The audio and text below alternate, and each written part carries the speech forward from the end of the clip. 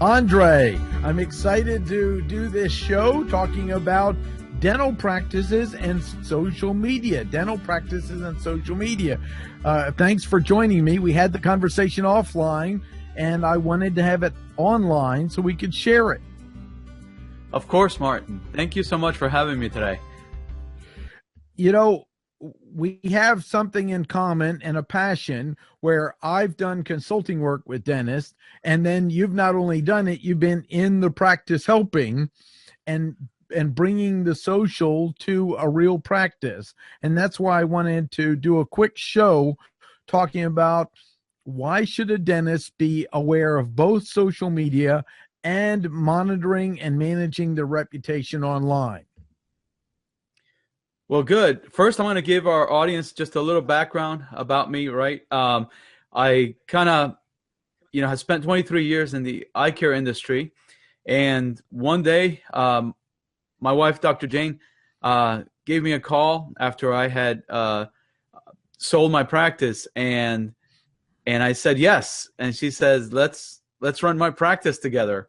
And the rest was history. But you got to remember that at that time, Facebook was just coming in, and I had no clue whatsoever. None of us, my wife and I, we just didn't have a clue of how to use it. But to take you a little bit forward here, I have spent now the last 7 years of my career helping her transform her practice. Why is it important? Gosh, we have to tell the doctors out there that and hygienists that when we first started and I didn't have these tools that I have nowadays, it took us a lot of work to actually keep the dental chairs full. All the appointment slots were not fully at capacity. But once I went into this new technology of social media, and once this came into my life, we went from that to forward now. We have patients actually competing for appointment times, and that has been the biggest difference. There's more differences, but that has been the quickest and fastest, more obvious difference I can talk about. Well, let's dig into that because that's really important. You went from no Facebook page before you took our course to now building the relationships where the customers are in the social space, but also bringing together and correcting things online. There were some listings that weren't right online and other things, and getting all that working. Martin, back in 06, 07, Dr. Jane, basically, she got a website done, and it was the same thing for all healthcare professionals, dentists and optometrists. We all wanted to get this fancy website done, and pretty much everybody was copying one another.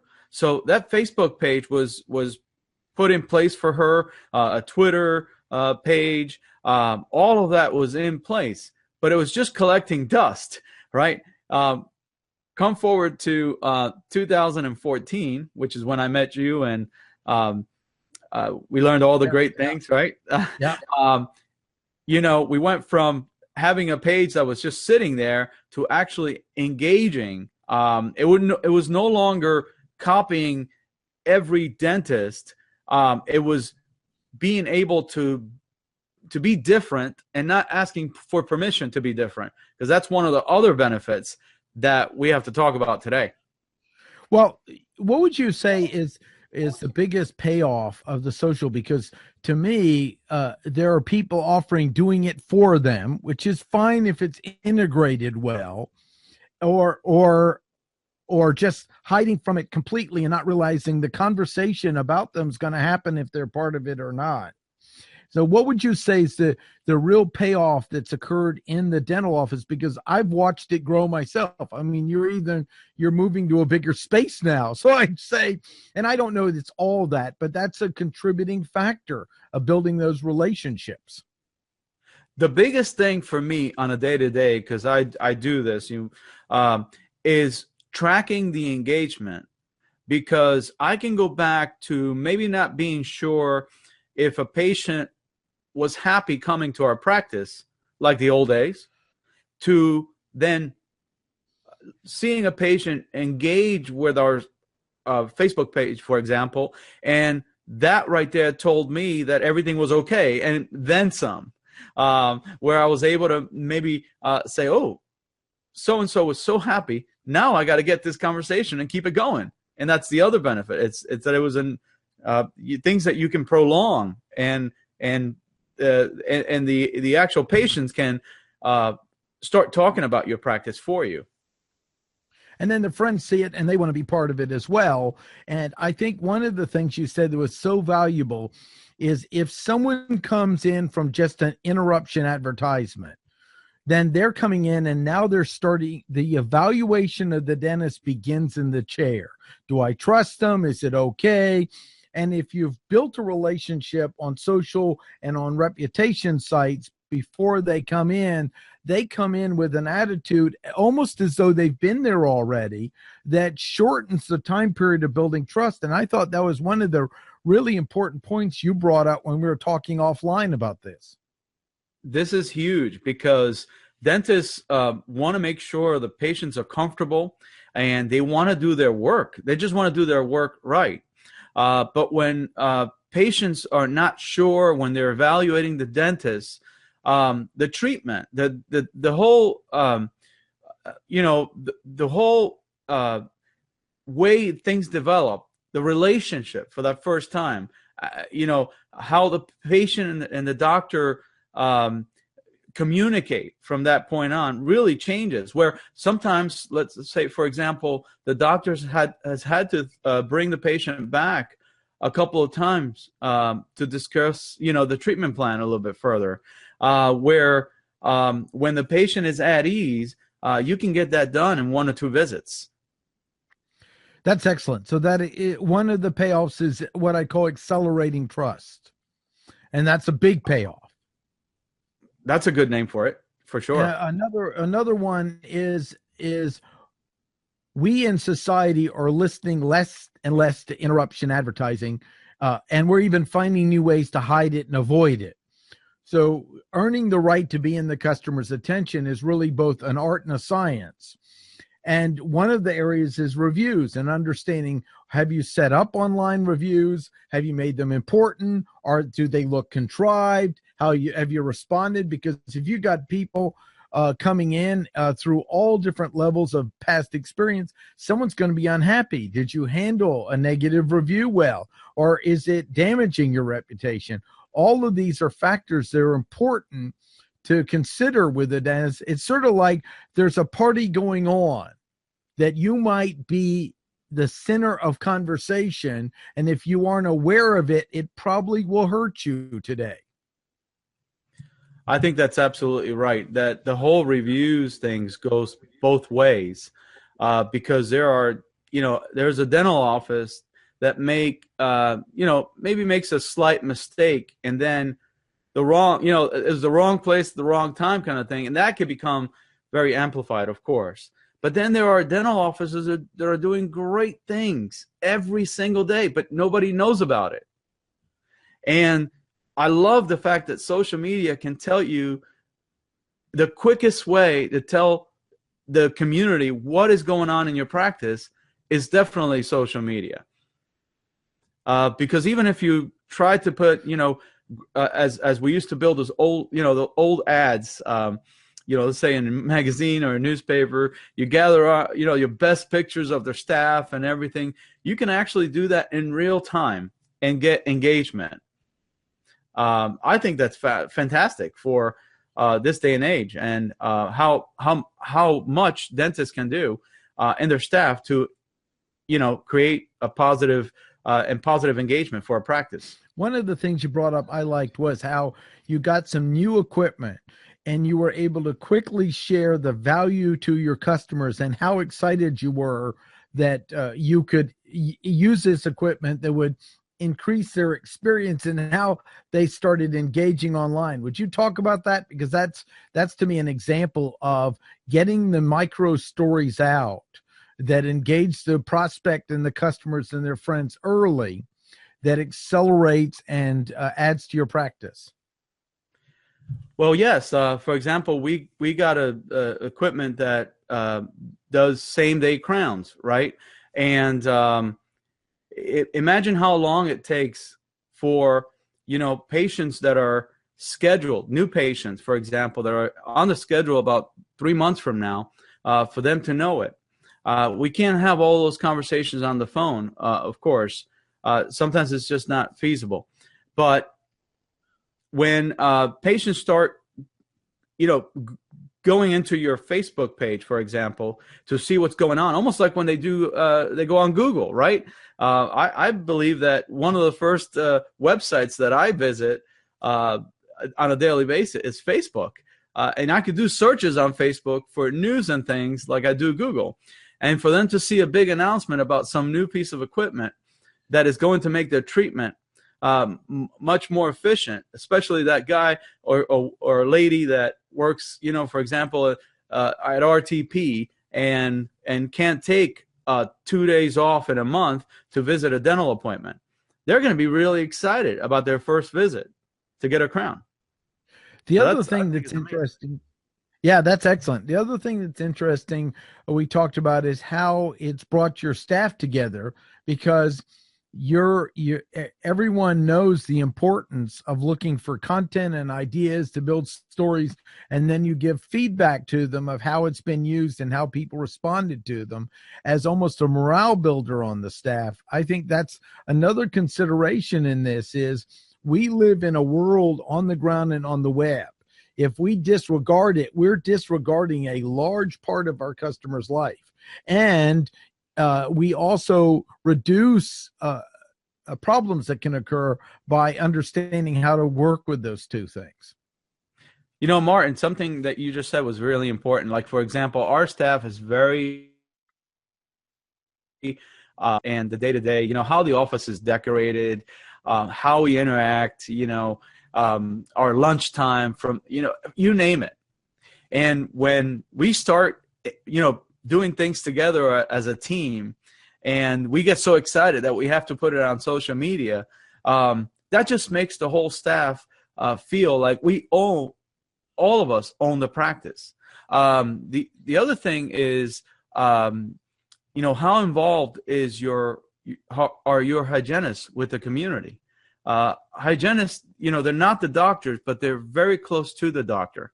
They do procedures and treatment in the chair. Some of them just a little bit invasive. It makes them feel good when you are when they interact with the team and not hidden. When you do the old style of advertising or promoting your office, you can't do as much as you do nowadays with social media. I'll give an example of one of the first clients we worked with. I said, we got to get the whole team together to give a presentation. This is a number of years ago. And they said the original marketing group didn't need the whole team together. They just turned a crank and the money came. And I said, and what happened to that crank? They go, well, we turned it and we turned it and we turned it, and one bringing in the same money. I said, so you're telling me you fired the marketing department? So I told them, we got to get the team together. We got the team together on a lunch and learn and really got them to understand that the new marketing is everyone looking for great stories, great content, and great things. Well, you train your team to look out for good news. It puts them in a better state. So I said to them, tell me something that's going on that's interesting. And it took a little work to get them going because the doctors were standing there. And then one of the hygienists raised her hand and said, somebody fell asleep while I was cleaning their teeth listening to Led Zeppelin. Now, it wasn't that exactly music because I'm still protecting their confidentiality, but something like that. And I said, tell me a little more. And they said, well, as you know, we have these wonderful Bose headphones and we let people pick the music they like on Pandora and they enjoy it. I mean, this is quite a few years ago. And I said, no, I don't know. I haven't seen it on the website, and there's no content out there about this experience. And that is a little story that grabbed my attention because I've had my own phobia from childhood of working with dentists and realized, my gosh, I'm leaning forward. That's a story getting my attention. They're getting their teeth clean. They're falling asleep. They're listening to music. I want part of that. And this is something where they hadn't even thought to bring that out or amplify it. Well, you get the whole team to get their part of generating the future and involvement. It makes a more cohesive team than ever before. They get more buy-in. They enjoy their experience. And we really did increase bottom line sales in the practice with an increase in experience. But periodically we had to go in and remind them they had to get, we got little incentives to keep the content flowing. So you can't just fall asleep. The dentists need to be involved as well. In doing this, you amplify what's great about the practice. Now, if you don't have a great practice, you don't have a good team, you don't work well together, that's a different problem. And so that's one of the examples I really learned of how this adds more value if you're paying attention. Over to you. Good experiences are going to be talked about. Let me tell you, when I was, there has been times that I have had no content, at the beginning of the day because I'm so busy with day-to-day stuff. And then luckily, there's a good experience in the chair, and mom is taking a picture of the child and posting it all over. There was a different day where Dr. Quintana actually wore these beautiful shoes that a female patient had to talk about. My dentist, look at my dentist's shoes. These are the kinds of things that have nothing to do with dentistry. But the great thing about it, Martin, is that it tells a story about your practice. Because what the advice that I give people out there that are looking to do social media for whatever business, in this case we're talking about dentistry, is you stop selling and you start telling stories. What do you think about that? Yeah, absolutely. And you're capturing the good stories, and capturing good stories is always a good hobby to develop in a business, because you have human beings and they're going to find what's not working intrinsically. So this disrupts that pattern and makes it work with them. And another thing I want to talk briefly about is the fact is, don't get upset when you have a negative review online. But also know, if you ignore it, it's as damaging as having someone standing in your main lobby complaining and everyone's walking around them looking and ignoring them. And this is something I still find people not understanding. Their digital first impressions starting on a smartphone with reviews and other content first. This is their first impression, not the office, not the receptionist. All those, we got to assume that's handled. Their digital first impression. So we had a case where when we started out, there was a nurse that was a surgical nurse that came to the dentist, and apparently the practices of hygiene were slightly different. She got very upset and wrote something online, and it said, "I'm a surgical nurse that does this, blah, blah, blah." And I read it and I went, this is really bad. We can't let this go. And I said to the web person, again, we first started out with one of these clients. I said, we got to let them know. And they said, well, they saw it and, they know about it. I said, no, you need to act like the house is on fire. You've got a plausible person that's implying there's a sanitation crisis in your dentist. They're not seeing how many thousands of people they're losing because they don't understand how the world's changed in this. Well, we go and research it and find they were doing everything right in the dentist. The procedures were slightly different in surgery. So we got them to understand and work up a comment, and they said, thank you very much for this. We met all the requirements of dentistry, but we're taking this time to reflect and see if we can take our own staff to a higher level. It was a fantastic piece. And then they had people coming in and saying, I saw how you responded to that complaint. And they realized, oh my gosh, I'm not thinking outside my practice of how my reputation's out there already, and I need to be aware of it and know the processes of how to deal with it. So it was really exciting when they really got that it's now a different world, and they need to understand it, because not making the effort to learn it can hurt them. So that's just one of the stories. I know you have stories too and topics. Over to you. I want you to think of the old opinion box. Okay. Yeah. Yeah, where you drop your little note about your business, right? Well, if I had $1 for how many times that we have a community page in this area that covers about 3 towns, 3 local towns, and the patients actually let me know that we are the number one or number two office being referred by the community, even to patients that have not yet been in our office. And then I can go back when I'm told of what's going on and actually see the comments. It is a thing of beauty because yeah, you can have when we network on the ground, Martin, you can have people say, "Hey, I gave so and so a referral about your business," and you're wondering, oh, I wonder what was said, right? Well, here you get to actually see it. It is a thing of beauty. What are your thoughts about that? Absolutely. But I just want to get, it's not going to be all roses. It's not going to be all perfect, but you That's got right. to have a Yes. plan and you have to think it through before it happens and deal with it.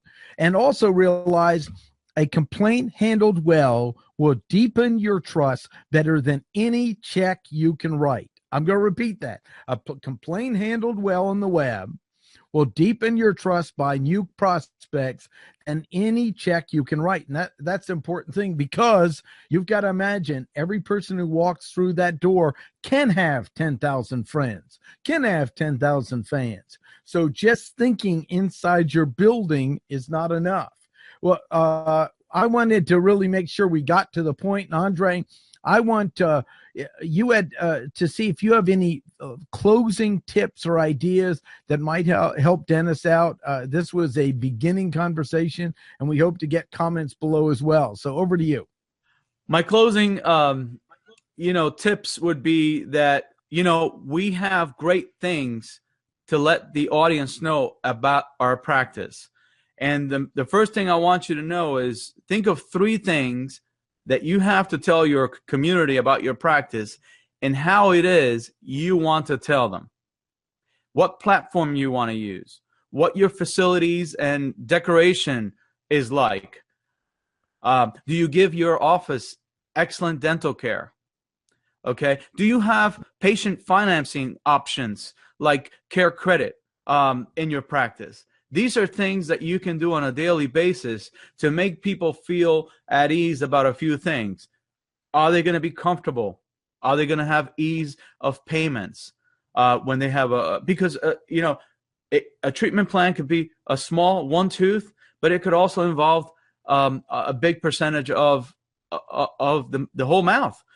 So how is it that you want to tell your patients, and what platform do you want to use? It's really up to you, and you can get very creative at doing that. I want to add one more thing on that, and that's the platforms. And so what platforms are we talking about? Thank you, Mark. Facebook's one of the platforms. The review sites. YouTube is a great way to get education because people aren't looking for another commercial, but they're looking for education. Blogging's important content. You don't have to do all of these. I'm just naming some. LinkedIn, to have the story arc of the key people in your practice, are very important. So those are just a few to name it, to understand learning how to work with this. And then the other thing, Andre, is the dentist doesn't have to do it all, but they have to understand it enough so that if they delegate, they know if it's being done well or not. And that's also, I just want to put a plug. That's why I'm excited for our course customized to dentists too, because it really addresses the things they need to check off and understand so it's done right, that both enhances their reputation but protects it at the same time while they're using it to bring in more patients into their practice and fill more seats. I saw on a social media article that 92% of consumers trust peer-to-peer recommendations versus, that's 92%, versus having to find out the information on their own. Yeah, yeah, very important, and that's the thing. It's gone from just interrupting them with an advertisement over and over and over, wearing them down through limited channels of broadcasting, now to narrow casting and working with them through the buyer's journey understanding who is the persona of their current customer, who is the persona of their next customer, and who are the people they can't serve. So they're attracting the right one, and they're not repelling, but they're not attracting the ones they can't serve, and really breaking all those down. And that's what we haven't. That's so important about good education on it as well.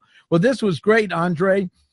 Welcome comments below. We just scratched the surface. We know we just want to get something out to kind of get the conversation going.